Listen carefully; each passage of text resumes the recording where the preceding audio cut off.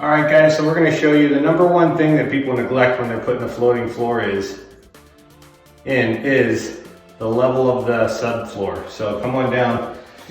As you can see, we've got a high spot right here.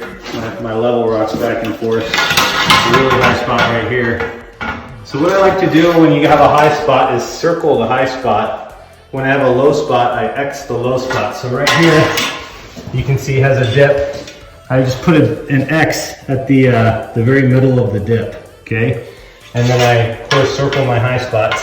For the high spots, I recommend getting yourself a good grinder. This one I got from Harbor Freight, and also this vacuum attachment, okay? So and then you also want to get a diamond grinder wheel, okay? The vacuum attachment, you want to make sure it plugs right into your vacuum. We're going to show you how this works right now.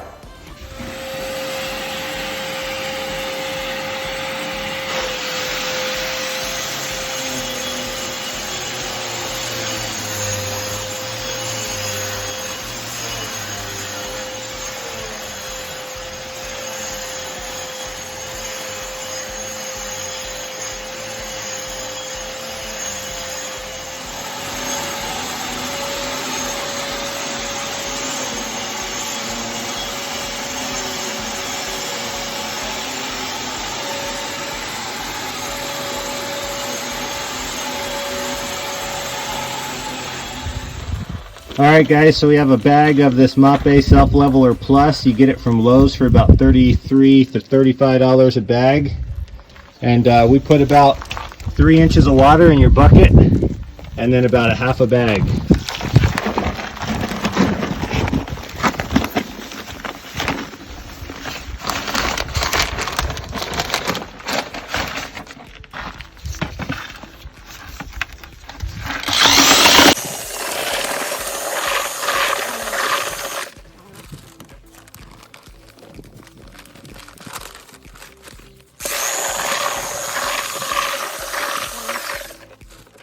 You want this to be thin? So I'd say, not that thin. That's about good right there. You can kind of see it. You can kind of see it hesitating. Yeah.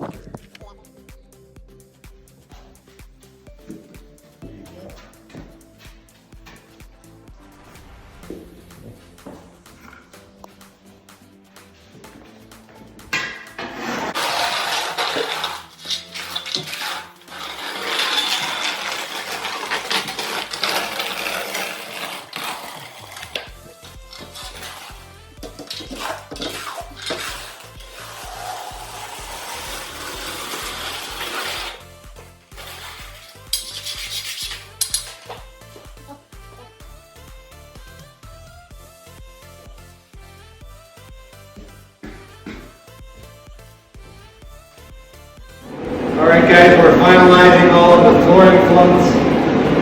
As you can see, we've got our level down here. And everything's looking pretty good. Put it this way.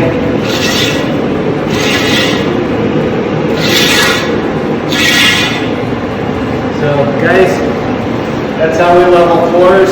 Sometimes it takes 2 or 3 times.